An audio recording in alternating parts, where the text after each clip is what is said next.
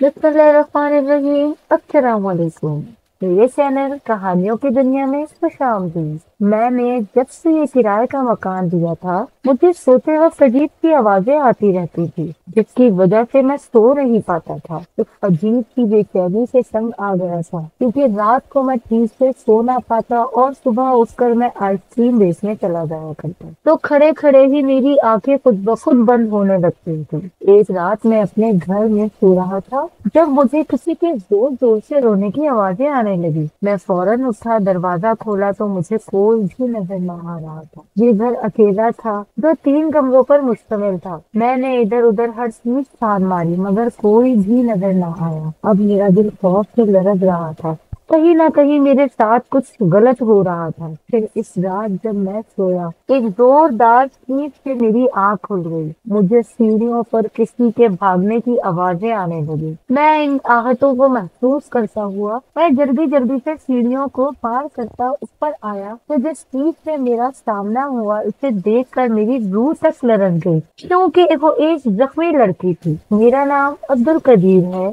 और मैं एक 22 साल का नौजवान हूँ। मेरा ताल्लुक एक बेहद गरीब घराने से था। 4 जवान बहनें, एक बूढ़ी माँ, जिनका बोझ मेरे सर पर ही था। अब्बा की अचानक होने वाली मौत ने हम सबको पूरी तरह से हिला कर रख दिया था। मैंने मैट्रिक तक तालीम हासिल की। आगे पढ़ने के लिए मैं शहर जाना चाहता था, मगर अब्बा की मौत के बाद मेरा ये शौक अधूरा रह गया। फिर जब मैं 4 बहनों की तरफ देखता, तो अपने कंधों पर इतना ज्यादा बोझ महसूस करता, जो मुझे एक कदम भी उठाने ना देता था। अपनी तमाम ख्वाहिशात को अपने सीने के अंदर ही दबा लिया। अब मैंने ये फैसला कर लिया था कि आगे की जिंदगी इन्हीं की जिम्मेदारियों को निभाते हुए गुजारूंगा, ताकि मेरी बूढ़ी माँ को इस उम्र में सुकून की जिंदगी मुहैया कर सकूं। एक जवान बेटा होने के नाते मेरा ये फर्ज था कि मैं अपनी माँ के एहसानों का बदला इन्हें सुख भरी जिंदगी मुहैया करके निभाऊं। मेरी माँ ने सारी जिंदगी मेहनत मशक्कत करके ही मेरे अब्बा की जिंदगी की गाड़ी चलाने में हाथ बटाया था।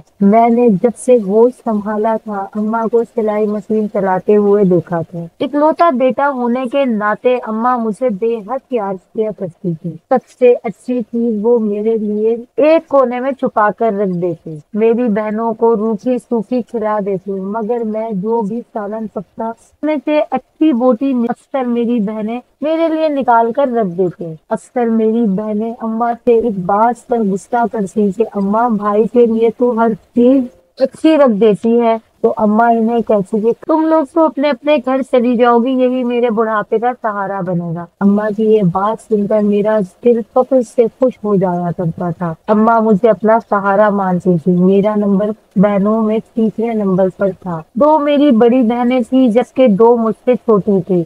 अब्बा की एक छोटी सी दुकान थी, जिस पर वो आइसक्रीम और कोल्ड ड्रिंक बेचा करते थे। सर्दियों में अब्बा का कारोबार बिल्कुल ठप हो जाया करता था, जबकि गर्मियों में अब्बा का यही काम चमक उठता था और उरूज पर होता था। अम्मा ने अब छोटी बहनों को कॉलेज में दाखिला करवा दिया था। जब अचानक से अब्बा की मौत हुई, तो हम सब बहुत सदमे का शिकार हुए। फिर अम्मा ने मुझे समझाया कि अब हम सब तेरे ही सहारे पर हैं। तू अपने अब्बा की दुकान खोल ले और इनके कारोबार को बंद होने से बचा ले। ये घर किराए का था और गैर आबाद इलाके में था, इसीलिए अब्बा को यहाँ से बहुत दूर दुकान पर जाना पड़ता था, जिसके लिए अब्बा साइकिल का इस्तेमाल करते थे। फिर एक दिन मैंने अम्मा से कहा कि हमें ये घर बेच कर किसी आबादी वाले इलाके में किराए पर ले लेना चाहिए और दुकान को भी थोड़ा बड़ा कर देना चाहिए, जिसको चलाकर हम अपना गुजारा अच्छे से कर सकें, घर का किराया बआसानी दे सकें। अम्मा को मेरी ये बात ठीक लगी थी। फिर हमने इस घर को बेचा।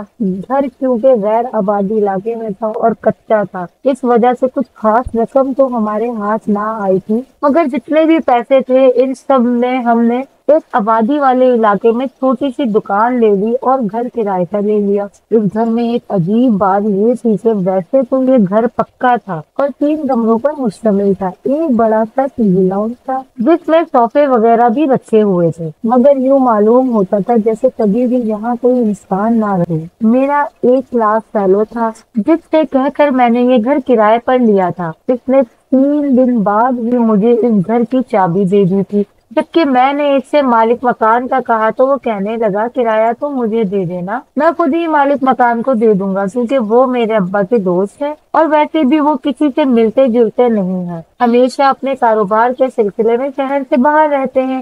یہ گھر اس نے صرف بنوایا تھا جسے آج تک کرائے پر نہیں چلایا۔ تمہیں جو مناسب لگے وہ کرایہ تو مجھے دے دینا۔ مجھے اس کی بات ٹھیک لگی تھی، میں نے چابی لے کر وہ گھر کھول کر اپنا سامان شفٹ کیا، پھر اگلے دن میں اپنی ماں اور بہنوں کے ساتھ اس گھر میں رہنے آ گیا۔ مگر حیرت کی بات یہ تھی کہ جیسے ہی میں رات کو سویا اور اندھیرا چار سو پھیلا تو مجھے آہستہ آہستہ کسی کے رونے کی آواز آنے لگی۔ پہلے میں سمجھا کہ شاید میری بہنوں یا اماں میں سے کوئی ہے جس کو اپنے گھر سے بچھڑنے کا غم ہے، مگر وہ سب آرام سے سو رہے تھے۔ میں کمرے سے نکل کر باہر آیا اور ادھر ادھر جائزہ لینے لگا۔ یہ رونے کی آواز کہاں سے آ رہی ہے؟ مجھے ہر چیز ہی اپنی جگہ پر ملی، کوئی بھی یہاں پر موجود نہیں تھا۔ میری راتوں کی نیند کئی دن سے پوری نہ ہو پا رہی تھی اور دن کے وقت مجھے اپنی دکان پر بیٹھے بیٹھے ہی نیند آ جایا کرتی تھی۔ اپنا سر بہت زیادہ بھاری محسوس کرنے لگا تھا۔ پھر ایک دن دکان پر بیٹھے ہوئے میں نے اپنے اسی دوست کو فون کیا جس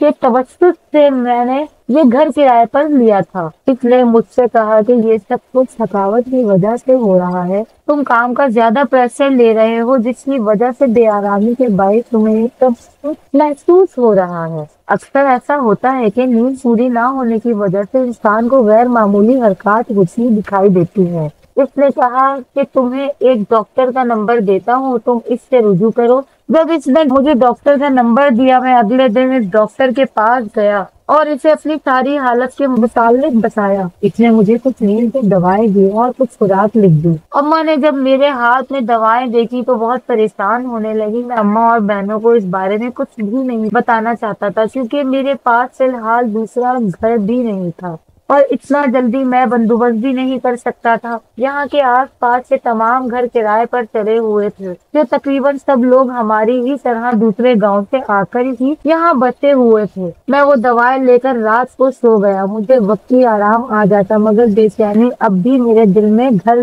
کیے ہوئے تھی۔ پھر ایک دن ایک محلے کا آدمی میرے گھر کے پاس سے گزرا تو میں نے اسے روک کر پوچھا کہ بھلا یہاں پر کوئی آسیب وغیرہ کا معاملہ کسی نے دیکھا ہے؟ تو وہ کہنے لگا کہ ہم نے تو اتنے عرصے سے یہاں پر کوئی بھی ایسی حرکت ہوتے ہوئے نہیں دیکھی۔ اس کا مطلب تھا کہ ان کے گھروں میں اس چیز کا کوئی سایہ وغیرہ نہیں تھا، یہ واحد گھر تھا جس میں یہ ساری حرکتیں ہو رہی تھی۔ اب میری پریشانی میں مزید اضافہ ہو رہا تھا۔ پھر میں سوچنے لگا کیوں نہ میں کسی عامل وغیرہ سے اس کے متعلق بات کروں۔ میرا کام میں بھی بالکل دل نہیں لگ رہا تھا۔ رات کا کھانا کھا کر میں نے ساری دوائیں بھی کھا لی اور اپنے بستر پر چادر لے کر سو گیا۔ ابھی آدھی رات کا پہر ہی گزر رہا تھا جب مجھے پھر سے وہی رونے کی آوازیں آنے لگی، مگر دواؤں کی غنودگی کی وجہ سے میری آنکھیں بوجھل ہو رہی تھی، جس کی وجہ سے میں آنکھیں نہیں کھول پا رہا تھا۔ پھر نیند میں ہی مجھے ایسا محسوس ہوا جیسے کوئی لڑکی سفید لباس پہنے میرے سامنے کھڑی ہے اور وہ بے حد رو رہی ہے۔ میں اس کے سامنے کھڑا ہوا ہوں مگر میں کچھ بھی نہیں کر پا رہا۔ میں اس سے پوچھ رہا ہوں کہ تم کون ہو اور یہاں پر کیا کر رہی ہو، تو وہ مجھے بتا رہی ہے کہ میں اسی گھر کی چھت پر رہتی ہوں، یہی میرا ٹھکانہ ہے۔ میں بہت حیرانگی سے اس لڑکی کے چہرے کو دیکھ رہا ہوں۔ اس کا رنگ صرف سفید ہے جیسے کوئی جنت کی حور اتر آئی ہو، اور سفید لباس پہنے وہ لڑکی اس لباس سے بھی زیادہ سفید نظر آ رہی تھی۔ اس کی بڑی بڑی آنکھیں اور لمبے کالے بال جو اس کی کمر پر بکھرے ہوئے تھے۔ اس نے اپنے ایک پاؤں میں پاجیب پہن رکھی تھی جو بے حد چمک رہی تھی۔ جب میں صبح نیند سے اٹھ کر باہر آیا تو اماں اور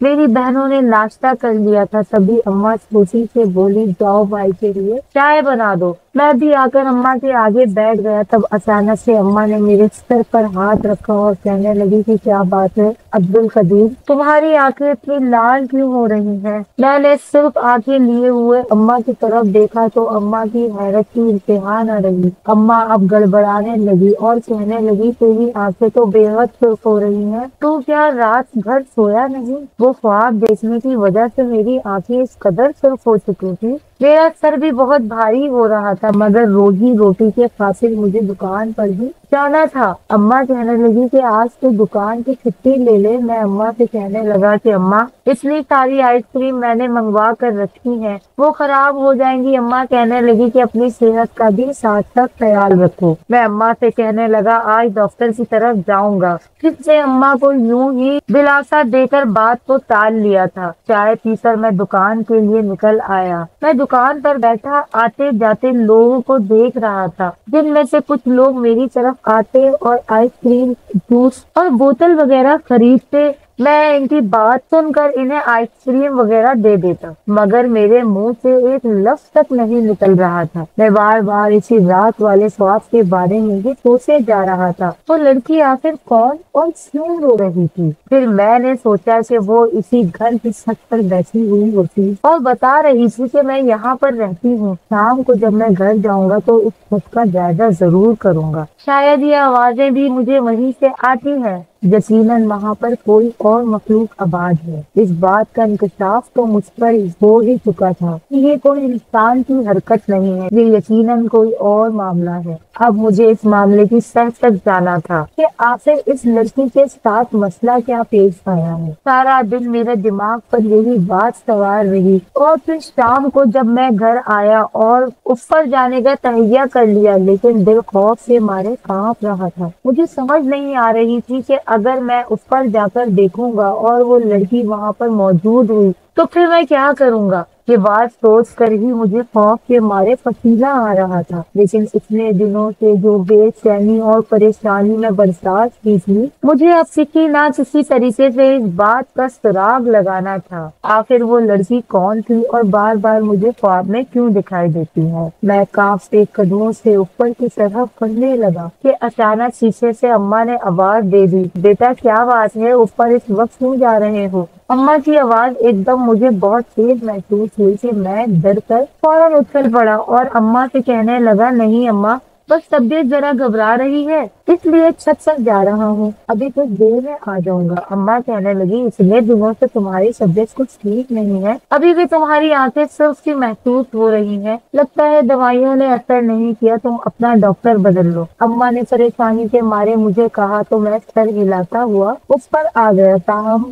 ہر سیڑھی کے ساتھ میرا دل کانپتا جا رہا تھا۔ اوپر آنے کے بعد چھت کا دروازہ کھولا تو وہ ایک زوردار چڑچڑاہٹ کے ساتھ کھلتا چلا گیا۔ دروازہ زنگ آلود تھا، اسی لیے اس کی چڑچڑاہٹ کی آواز اس وقت بہت بری طرح محسوس ہوئی۔ میں چند لمحے وہیں کھڑا رہا، سمجھ نہیں آ رہی تھی کہ یہ دروازہ پار کروں یا نہیں۔ مجھے ایسا لگتا جا رہا تھا جیسے ہی دروازہ پار کروں گا میں کسی اور دنیا میں چلا جاؤں گا، لیکن یہ صرف میرا ایک وہم تھا۔ میں نے دل ہی دل میں قرآنی آیات کا ورد کر دیا اور گہرا سانس بھرتا ہوا دروازہ پار کر کے چھت پر آ گیا۔ چھت بھی کافی کھلی تھی اور اس وقت ہلکی ہلکی ہوا محسوس ہو رہی تھی۔ میں چند قدم آگے بڑھا تو مجھے چھت کی مندر کے ساتھ سفید لباس میں لگی ہوئی لڑکی نظر آئی۔ اس کے لمبے بال اس کے پشت پر پھیلے ہوئے تھے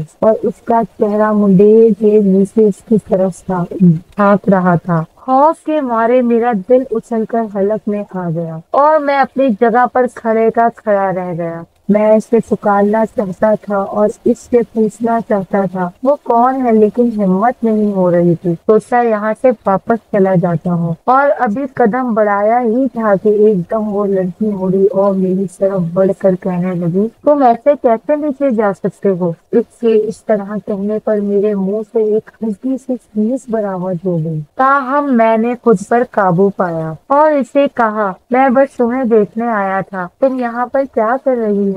میں نے خوف کے مارے تھوک نکلتے ہوئے اسے کہا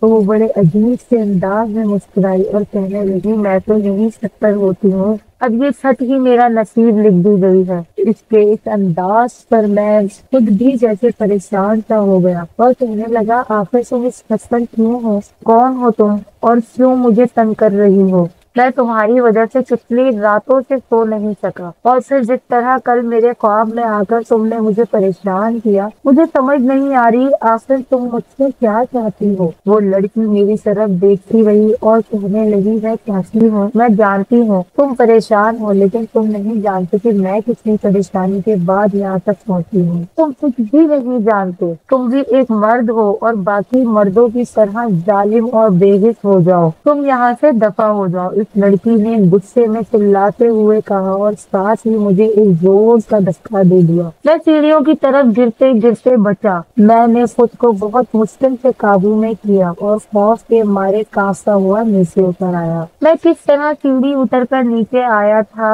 ये मैं ही जानता हूँ। मेरा रंग दर्द पड़ चुका था। अम्मा ने जब मेरी ये हालत देखी तो पूछने लगी, आखिर क्या हुआ है, तुम क्यों इसमें चीरे पड़े हुए हो। लेकिन मैं चुपचाप अम्मा का चेहरा देखता रहा और जबान से एक लफ्ज ना निकला। मुझे समझ नहीं आ रही थी कि वो लड़की एकदम इतने गुस्से में क्यों आ गई और फिर इसने सारे मर्दों को बुरा भला क्यों कहा। मर्दों से इसका क्या लेना देना था। वो क्यों दुनिया के सब मर्दों को एक जैसा गिन रही थी। इस लड़की की बातें मेरे दिमाग में टकरा रही थी, लेकिन अब एक बात का तो पता चल गया था कि छत पर वाकई कोई लड़की मौजूद थी और पिछले दिनों में घर में मौजूद भी गैर मामूली वाकयात हुए थे। वो सब इस लड़की की वजह से ही हुए थे, लेकिन एक बात की समझ नहीं आ रही थी कि आखिर वो छत पर क्या कर रही है और दूसरा वो मेरे सामने क्यों आई। ताहम इस रात मुझे बुखार ने घेर लिया। शदीद परेशानी या खौफ की वजह से मुझे बुखार हो गया।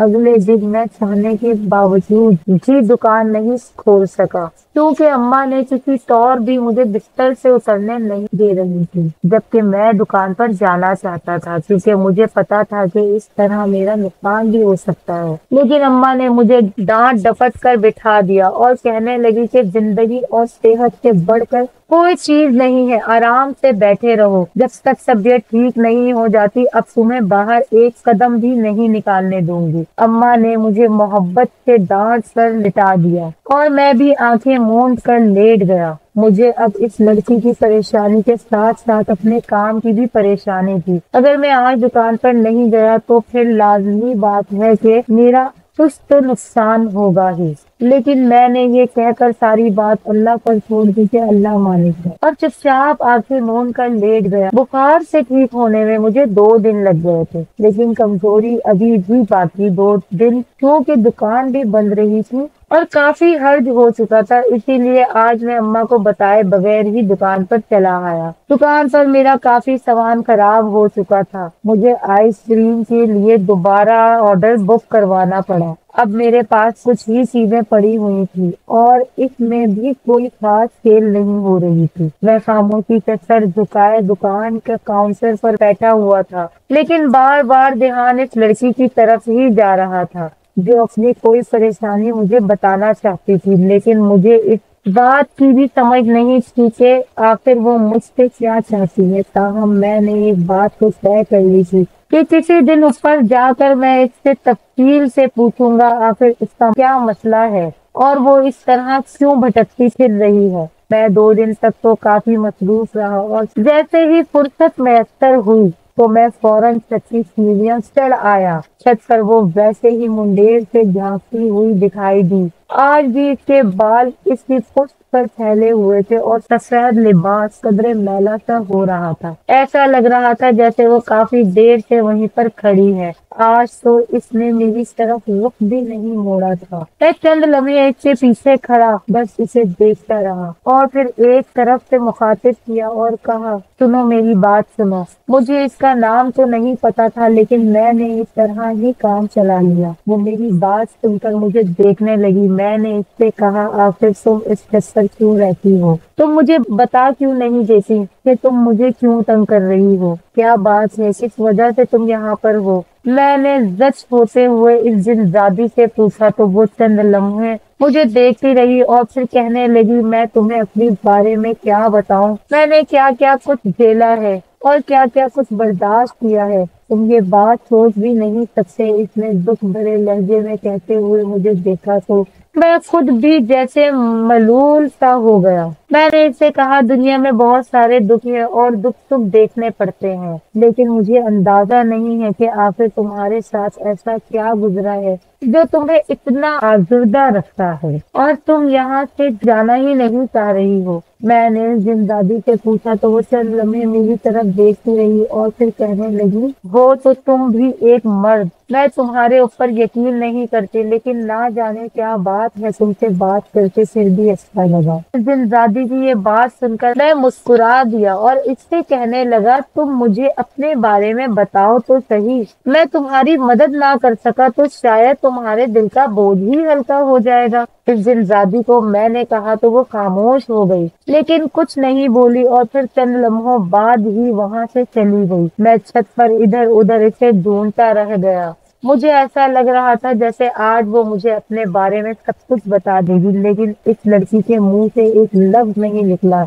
ना जाने इसे ऐसा कौन सा दुख पहुंचा था जिसने इसे इतना परेशान कर रखा था। मैं ये सोचता हुआ नीचे चला आया। अपने कमरे में अपने बिस्तर पर आकर भी बार बार मेरा ध्यान उस लड़की की तरफ ही जाता रहा। मैं जो इसके बारे में जानना चाहता था, आखिर इसके साथ ऐसा क्या वाकया पेश आया जिसने इसे मुर्दों से मुनफर कर दिया था। आखिर वो क्या बात थी, मैं ये सोच कर ही रह गया। इस रात घर में कोई भी गैर मामूली वाकया नहीं हुआ। शायद वो अपनी मौजूदगी के बारे में मुझे बताना चाहती थी, तो अब क्योंकि मुझे मालूम हो गया था, इसीलिए इसने आज की रात कोई ऐसी हरकत नहीं की जो गैर मामूली हो। हालांकि मैं लाशऊर तौर पर मुंतजिर ही रहा था, लेकिन ऐसा कुछ भी पेश आया। अगले 2 दिन घर में काफी सुकून से गुजरे। अब तो मेरा काम भी दोबारा से चल निकला था। बीमारी की वजह से वो जो 4 दिन मेरे काम का हर्ज हुआ था,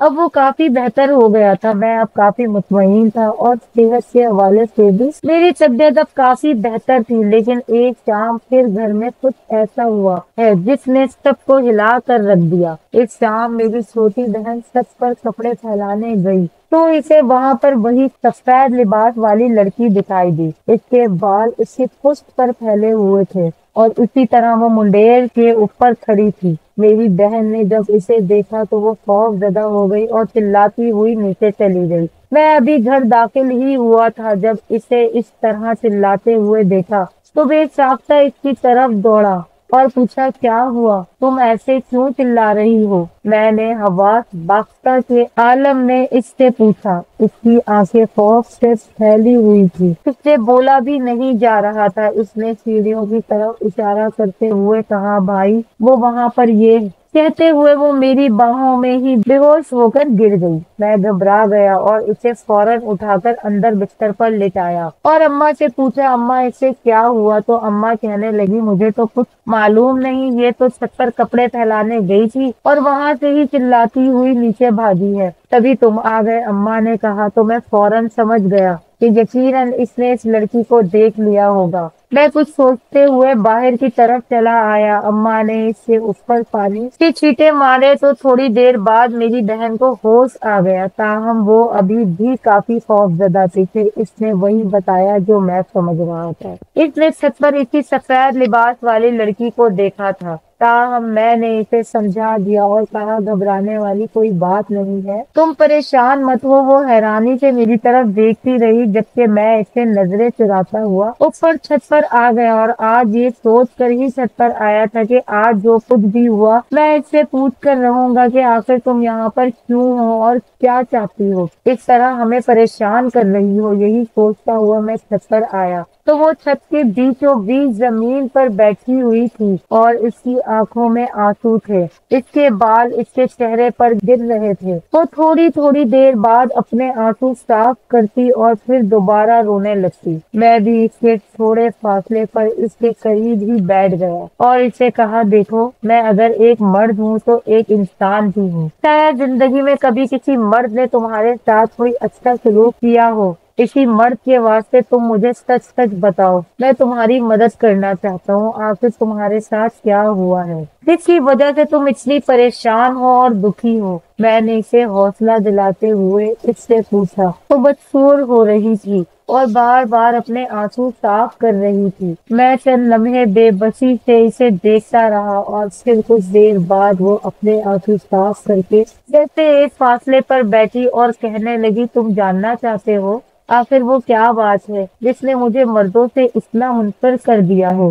میں یہاں پر کیا کر رہی ہوں؟ تم جاننا چاہتے ہو نا کہ میرے ساتھ کیا گزرا؟ اس لڑکی نے مجھ سے پوچھا تو میں نے فوراً ہاں میں سر ہلایا۔ تو وہ کہنے لگی، ٹھیک ہے میں تمہیں بتاتی ہوں اور پھر تم خود ہی فیصلہ کرنا کہ مردوں سے نفرت میں سچی ہوں یا جھوٹی، تمہیں خود اس بات کا اندازہ ہو جائے گا۔ اس لڑکی نے کہا تو میں نے اسے حوصلہ دیتے ہوئے کہا، تم بالکل ٹھیک کہہ رہی ہو، جو بھی مجھے بتاؤ گی مجھے اس پر یقین ہے کہ وہ سچ ہی ہوگا، لیکن میں تمہیں ایک بات کہنا چاہتا ہوں، دنیا کے سب مرد ایک جیسے نہیں ہوتے، کوئی تمہارا باپ بھی ہوگا، کوئی بھائی بھی ہوگا، وہ بھی تو ایک مرد ہے، نہ انہوں نے تمہارے ساتھ اچھا سلوک کیا ہوگا، نہ ان کے اچھے سلوک کو دیکھو ساری انگلیاں ایک جیسی نہیں ہوتی۔ میں نے اسے وضاحت دیتے ہوئے کہا تو وہ خاموش ہی ہو گئی اور پھر کہنے لگی، یہ چند برس پہلے کی ہی بات ہے، میں بھی ایک شوق اور چنچل سی لڑکی ہوتی تھی،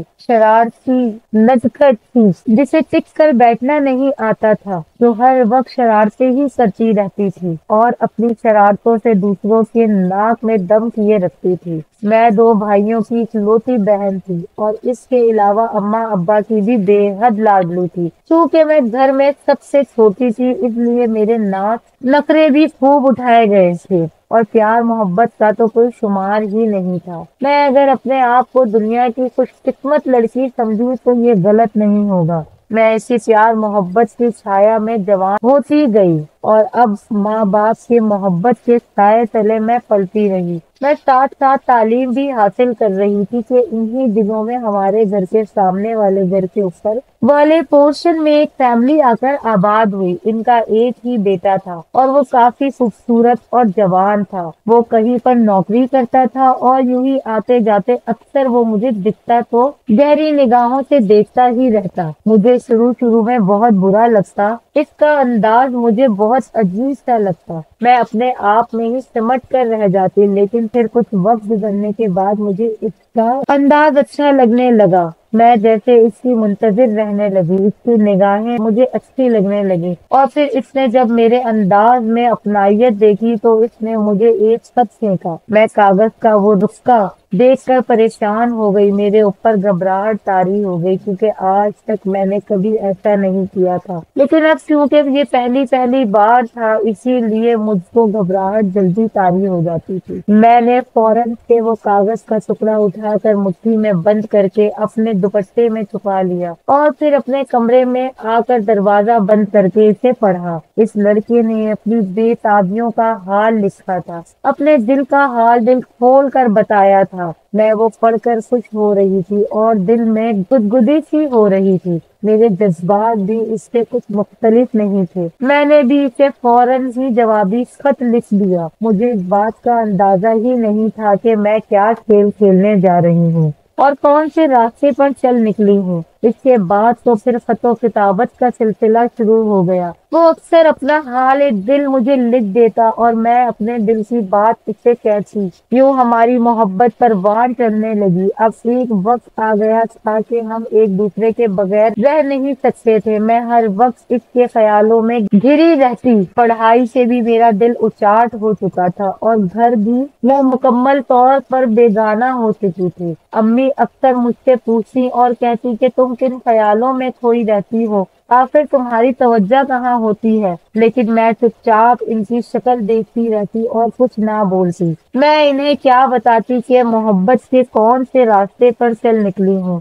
وقت اسی طرح گزرتا رہا اور پھر ایک دن اس لڑکے نے مجھے ملنے کے لیے کہا تو میں خود اس سے ملنا چاہتی تھی۔ فوراً سے ہی سوچے سمجھے بغیر میں نے بھی حامی بھر لی۔ میرے ساتھ کیا ہوگا اور اگر میرے گھر والوں کو اس سب کے بارے میں معلوم ہوگا تو وہ کیا سمجھیں گے۔ میں نے فوراً اس سے ملنے کی حامی بھر لی اور پھر ہم ایک دن طے کر لیا اور یوں وقت مقرر پر میں امی سے سہیلی کے گھر جانے کا بہانہ کر کے نکلی۔ سڑک کے स्टॉप पर इसने मुझे ले लिया और यूं हम दोनों एक रेस्टोरेंट में चले गए। मैं थोड़ा घबरा रही थी। मैंने अपने चेहरे पर नकाब कर लिया क्योंकि मुझे इस बात का डर था कि अगर मेरे अब्बू या दोनों भाइयों में से किसी ने देख लिया तो, या किसी रिश्तेदार ने देख लिया तो वो क्या समझेंगे। मुझे अब इस बात से खौफ महसूस हो रहा था। ताहम हम दोनों वहां पर काफी देर बैठे रहे और एक दूसरे के साथ बातें करते रहे। पहली बार मिलने के बाद हमारी झिझक कम हो गई थी और एक दूसरे के लिए मोहब्बत बढ़ गई थी। अब तो ऐसा लगता था जैसे एक पल भी एक दूसरे के बिना गुजारना मुमकिन नहीं। यही वजह थी कि अभी एक हफ्ता ही गुजरा था कि इसने मुझे फिर मिलने के लिए बुलाया। मैं तो खुद उदास थी, इससे मिलना चाहती थी, इससे आमने सामने बैठ कर बातें करना चाहती थी। यही वजह थी कि मैंने फिर से घर से बहाना किया और इसके साथ निकल आई। अब की बार हम किसी होटल में चले गए। वहां पर हम 2 घंटे एक दूसरे के साथ बैठकर बातें करते रहे और खाना खाकर फिर घर वापस आ गए। अभी तक तो घर वालों में से किसी को मुझ पर शक नहीं हुआ था और ना ही मैंने होने दिया था, लेकिन अब मेरे बदलते हुए तेवर अम्मी को तकलीफ में डाल रहे थे। इनका कहना था, अब तुम्हें क्या हो गया है? क्यों तुम बार बार छत पर जाती हो? क्यों बार बार तुम दरवाजे से झांकती हो? आखिर क्या वजह है? जबकि मैंने अपने अम्मी से कहा कि ये सब आपका वहम है, ऐसा कुछ भी नहीं है, लेकिन अम्मी ने ये बात नहीं समझी। उन्हें बदसूर मुझ पर शक रहा। दोबारा मिलने के बाद अब तो मेरी झिझक बिल्कुल खत्म हो चुकी थी और मुझे अब बाहर जाने का कोई भी डर नहीं रहा था। इसीलिए जैसे ही इसने मुझे अगली बार मिलने के लिए बुलाया तो मैं फिर से तैयार हो गई और अम्मी से कहा कि सहेली के साथ बाजार जाने का प्लान है। कहकर मैं घर से निकल आई। मैं जैसे ही स्टॉप पर आई तो वो पहले से ही मौजूद था। मुझे इसने अपनी मोटरसाइकिल पर बिठाया और साथ लेकर चल पड़ा, लेकिन आज रास्ता कुछ और था। मैंने इससे पूछा कि हम कहाँ जा रहे हैं, तो इसका कहना था कि होटल में। मुझे डर लगता रहता है कि तुम्हें कोई देख ना ले। मैं नहीं चाहता कि तुम्हारी इज्जत पे कोई हर्फ आए और इस तरह तुम्हें मेरे साथ देखकर लोग बातें बनाए। इसलिए आज मैं तुम्हें अपने एक दोस्त के घर ले जा रहा हूँ। इसका घर खाली है, अभी इसने किराए पर नहीं दिया हुआ, इसीलिए हम कुछ वक्त वहाँ पर बैठेंगे और फिर मैं तुम्हें वापस ले आऊंगा। मैं इस पर अंधा यकीन करती थी, इसीलिए इसके साथ चली गई। मैंने बिल्कुल भी नहीं सोचा था कि वो घर तो खाली होगा और वहाँ पर कोई नहीं होगा। मैं इसके ऊपर एतबार करके इसके साथ घर चली आई, लेकिन मुझे अंदाजा नहीं था कि मेरा ये एतबार गलत साबित होगा। इस घर में दाखिल होते ही मुझे इस बात का एहसास हो गया था कि वो घर खाली है और यहाँ पर मुझे एकदम से घबराहट होने लगी थी। मैं अभी 10 मिनट ही बैठी थी कि मैंने इससे कहा कि मुझे वापस छोड़ आओ, मुझे घबराहट हो रही है। लेकिन वो कहने लगा, अब कितनी देर बाद तो इस तरह मिलने का मौका मिला है, तो तुम क्यों घबरा रही हो? क्या तुम्हें मुझ पर एतबार नहीं है? ये कहते हुए इसने एकदम मेरा हाथ थाम लिया। मैं थोड़ा सा घबराई, लेकिन क्योंकि मुझे इस पर एतबार था इसीलिए मैंने अपना सर हिला दिया और कहा, मुझे तुम पर एतबार है, लेकिन मुझे वैसे ही यहाँ पर घबराहट हो रही है, इसीलिए वापस चलने का कह रही हूँ। मैंने अपने होठों पर जबान फेरते हुए इसे कहा। इतनी देर में वो मेरे थोड़ा और करीब हो गया और फिर एकदम इसने मेरे साथ एक तो जसारत की। मैं चटपटा गई, इससे घबरा कर पीछे हटी, लेकिन ये तो सिर्फ इब्तिदा थी। इसके बाद वो खेल शुरू हो गया जो एक औरत को कहीं का नहीं छोड़ता। तब तक मुझे इस बात का अंदाजा नहीं था और जब अंदाजा हुआ तब बहुत देर हो चुकी थी। मेरे साथ गलत करने के बाद भी वो मुझसे बहुत शर्मिंदा हुआ और कहने लगा कि जज्बात में आकर वो बहक गया था। आइंदा ऐसा नहीं होगा। वो मुझसे मोहब्बत करता है और कभी मुझे अकेला नहीं छोड़ेगा। लेकिन ना जाने क्यों मेरे दिल पर एक ठंडी बर्फ की तारी हो गई। इसके अल्फाज मेरे ऊपर कोई असर नहीं कर रहे थे। मैंने इसे सख्ती से कहा कि मुझे घर छोड़कर आओ और वो भी फौरन उठ गया। मैं घर आ गई। इसके बाद मेरा पछतावा शुरू हो गया था। मुझे रह रह कर ये ख्याल आ रहा था कि जो कुछ भी हुआ है वो गलत था और मुझे ऐसा नहीं करना चाहिए था। मुझे एक अजनबी जिम्मेदारी पर इतना एतबार करके इसके साथ किसी खाली घर में नहीं जाना चाहिए था, लेकिन ये वक्त दोबारा मेरे हाथ नहीं आया और इसके कुछ दिन बाद तक हमारा कोई राब्ता नहीं रहा। मैं इससे नाराज थी और अपनी नाराजगी इसके ऊपर जाहिर करना चाहती थी। यही वजह थी कि मैंने इसे कोई खत नहीं लिखा। कुछ दिन के इंतजार के बाद इसने दोबारा मुझे खत लिखा और मुझे गलती की माफी मांगते हुए इसने कहा कि वो दोबारा ऐसी कोई हरकत नहीं करेगा और अगर मैं चाहूँ तो वो अपने माँ बाप को मेरे घर रिश्ता लेने के लिए भेज देता है। इसकी ये बात सुनकर मैं खिल उठी और मैंने फौरन हामी भर ली। लेकिन इन्हीं दिनों मुझे पता चला कि मैं माँ बनने वाली हूँ। ये जानकर मेरे पैरों तले से जमीन सिरक गई थी। मैं अब इससे दोबारा मिलना चाहती थी कि और जल्द अज जल्द शादी के लिए कहना चाहती थी। अभी तक मैंने घर वालों को इसके बारे में नहीं बताया था, लेकिन मेरी खराब होती हुई हालत अम्मी को शक में मुब्तला करती रही और फिर मैंने इससे मिलने का एक दिन फाइनल किया और दोबारा हम इसे घर चले आए। जब मैंने इसे अपनी माँ बनने के बारे में बताया तो वो बेहद हैरान हुआ और जैसे सटपटा सा गया। कहने लगा, ये कैसे मुमकिन है? तुमने फिर पहले क्यों नहीं बताया? जबकि मैं इस पर बरस पड़ी और कहने लगी, ये सब तुम्हारा किया धरा है। अब तुम ही मुझे इज्जत और तहफ्फुज़ दोगे। अपने माँ बाप को मेरे घर भेजो और मुझे इज्जत से रुखसत करवा कर ले जाओ। लेकिन मेरी बात सुनकर वो कहने लगा, ये इतनी आसानी से और इतनी जल्दी मुमकिन नहीं है। मैं अभी अपने माँ बाप को नहीं भेज सकता। अभी मुझे अपना करियर बनाना है और सेट होना है और तुम मेरे गले में बच्चे का तोप डालना चाहती हो। अलगर्ज इसने इतनी बातें की, मुझे अंदाजा हो गया कि वो अब मुझे अपनाने के लिए तैयार नहीं है। मैं सदमे की हालत में वहीं बैठी रह गई और वो वहां से चला गया, मुझे वहीं छोड़कर। वो इस घर से निकल गया और फिर जब मेरे पास कोई रास्ता नहीं बचा तो मैंने इसकी छत से कूद कर खुदकुशी कर ली थी। मैंने अपनी जान ले ली।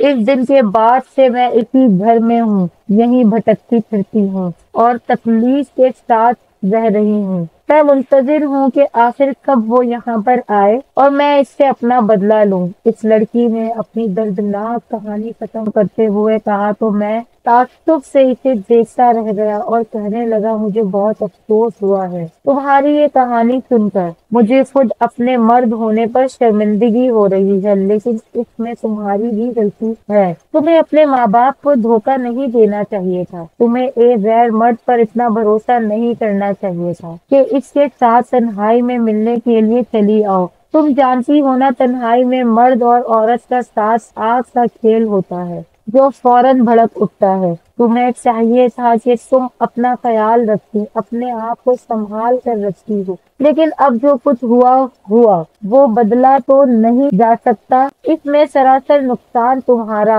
और तुम्हारे माँ बाप का हुआ। वो लड़का तो आज भी बाहर कहीं आजाद घूम रहा होगा और ना जाने अब तक वो कितनी लड़कियों की जिंदगी बर्बाद कर चुका होगा। मैंने इस जिनजादी से कहा तो वो भी सर झुका गई और कहने लगी, बस इसी वजह से तुम मर्दों से मेरा एतबार उठ गया है। इसने ताज्जुब से कहा और फिर खामोशी से वहां से चली गई। जबकि मैं इसके जाने के बाद भी काफी देर तक वहीं पर बैठा रहा और इसके बारे में सोचता रहा। अगले दिन मैं शाम के वक्त जब घर आया तो घर वालों के लिए आइसक्रीम लेकर आया। मैंने एक आइसक्रीम अपने पास ही छुपा ली और सर के ऊपर ले आया। सामने ही मुंडेर के पास खड़ी थी। ना जाने क्यों वो हमेशा वहीं पर खड़ी हुई होती थी। मैंने वो आइसक्रीम इसकी तरफ बढ़ाई और कहा, ये लो। अब क्योंकि हमारी दोस्ती हो चुकी है तो ये दोस्ती की वजह से तुम कुछ मीठा तो बनता है। मैं तुम्हारे लिए खास तौर पर लेकर आया हूँ। उसने वो आइसक्रीम थामते हुए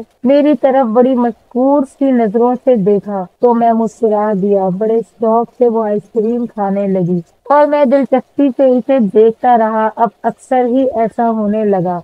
अक्सर ही इसके लिए आइसक्रीम लेकर आता और छत पे इसको जाकर दे देता। ऊपर वो आइसक्रीम बहुत शौक से खाने लगी थी और अक्सर मुझसे फरमाइश करके अपनी पसंद का फ्लेवर मंगवा लेती। میں اسے لا بھی دیتا۔ جب سے میں نے اسے آئس کریم کھلانی شروع کی تھی تب سے میرے حالات بہت بہتر ہونا شروع ہو گئے تھے۔ کام میں کافی برکت پڑ گئی تھی کہ میں خود بھی حیران ہوتا اور دیکھتا تھا میرے گھر کے حالات بھی اب کافی بہتر ہو گئے تھے۔ یہی وجہ تھی کہ جیسے ہی میرا ہاتھ تھوڑا سا سیدھا ہوا میں نے اس گھر کو چھوڑنے کی ٹھان لی، اور یہی بات جب میں نے اس لڑکی سے کہی تو وہ اداس ہو گئی اور کہنے لگی کہ تم یہ گھر چھوڑ کر چلے جاؤ گے اور یہاں پہ نہ جانے کون آئے گا، وہ مجھے یہاں سے نکال دیں گے۔ اس لیے بات سن کر میں نے اسے دیکھا اور کہا سنو، تمہیں بھی یہاں سے چلے جانا چاہیے، یہ جگہ تمہارے لیے نہیں ہے۔ تم کب تک یہاں پر بھٹکتی رہو گی؟ اب جب کہ تم اس دنیا میں نہیں رہتی تو اپنی دنیا میں واپس چلی جاؤ، یہاں پر تمہارے لیے رہنا ٹھیک نہیں ہے۔ میں آج نہیں تو کل یہ گھر چھوڑ کر چلا جاؤں گا، تم اگر میرے ساتھ بھی آنا چاہو تو کب تک رہو گی؟ اسی لیے تمہارے حق میں یہی بہتر ہے کہ تم واپس اپنی دنیا میں چلی جاؤ، اپنے اصل تک پہنچ جاؤ۔ میں نے اسے سمجھاتے ہوئے کہا تو وہ خاموشی سے میری طرف دیکھتی رہی اور کچھ نہ بولی۔ اس کی یہی بات مجھے بری لگتی تھی کہ وہ موقع پر کچھ نہیں بولتی تھی اور خاموش رہتی تھی۔ اب بھی ایسا ہی ہوا، جب اس نے کوئی جواب نہیں دیا تو میں بھی چپ کر گیا۔ لیکن پھر جب کچھ دنوں بعد میں نے یہ گھر بدل لیا اور ایک نیا گھر خرید لیا، اب میں اپنے ذاتی گھر میں جا رہا تھا۔ یہ چھوٹا سا 2 کمروں کا گھر تھا کیونکہ میرے پاس پچھلے گھر کے بھی کچھ پیسے رکھے ہوئے تھے اور کچھ میں نے جمع کیے تھے، تو مجھے ایک چھوٹا سا مناسب گھر مل گیا۔ میں اب یہاں پر آ کر سیٹ ہو گیا تھا۔ مجھے اس گھر سے الگ ہونے کا صرف اتنا ہی دکھ تھا کہ وہ لڑکی اب مجھ سے دور ہو گئی تھی اور دوبارہ وہ کبھی اس دن کے بعد سے نظر نہیں آئی تھی۔ لیکن اس گھر میں آئے ہوئے مجھے ابھی بھی ایک ماہ ہی ہوا تھا۔ جب میں چھت پر ٹہلنے کے لیے آیا تو وہ منڈیر کے ساتھ کھڑی تھی۔ میں اسے دیکھ کر چھٹک گیا، یکدم اس کی طرف بڑھا۔ حیرانی سے میں اسے پوچھتا ہوا کہا تم یہاں؟ وہ بڑی آہستہ سے مسکرا کر بولی ہاں میں یہاں پر، دراصل میں تمہارا شکریہ ادا کرنے کے لیے آئی تھی۔ تم نے جس طرح مجھے سمجھایا شاید اور کوئی اس طرح نہیں سمجھا سکتا تھا، اور جس طرح تم نے بیٹھ کر تسلی دی، میری بات سنی اور مجھے غلطی کے بارے میں بتایا، میں اس کے لیے تمہارا بہت زیادہ مشکور ہوں اور شکریہ ادا کرنا چاہتی ہوں کہ میں نے بہت غلطیاں کی ہیں، لیکن میں نے ایک کام اچھا کیا ہے اور وہ یہ کام ہے کہ تم سے دوستی کر کے۔ تم حقیقتاً ایک اچھے انسان ہو اور جس طرح تم نے مجھے راستہ دکھایا میرے لیے یہ بات بہت اہمیت رکھتی ہے۔ اس لڑکی نے سچے دل سے مجھے کہا تو میں مسکرا دیا اور کہنے لگا بس تم نے میری بات سمجھ لی، مجھے اب کچھ نہیں چاہیے،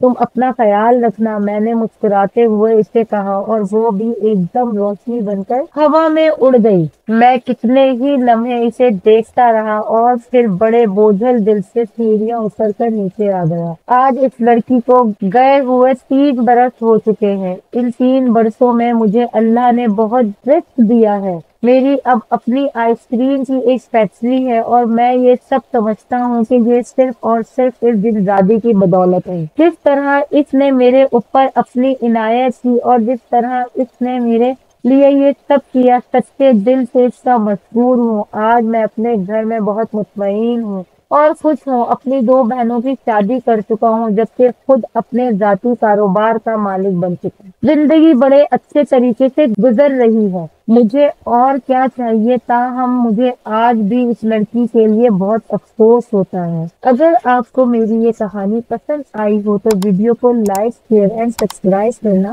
مت بھولیے گا۔ اللہ حافظ۔